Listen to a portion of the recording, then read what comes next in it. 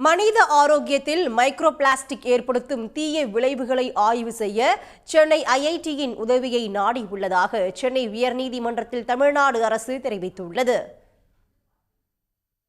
பிறந்த குழந்தைகளின் நஞ்சுக்கொடியில் micro plastic எனும் பிளாஸ்டிக் நுண்துகள் கண்டறியப்பட்டதாக அண்மையில் செய்திகள் வெளியாகின.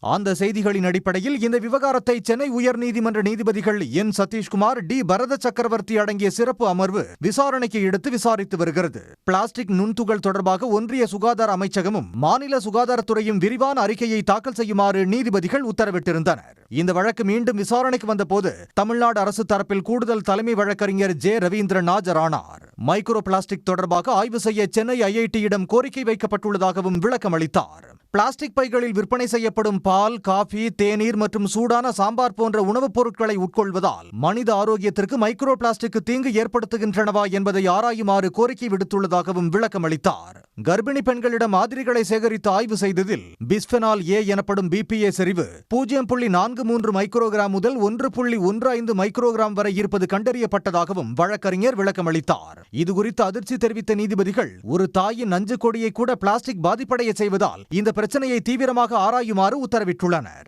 உடனுக்குடன் செய்திகளை தெரிந்து கொள்ள சன் நியூஸ் பெல் ஐகானை கிளிக் பண்ணுங்க.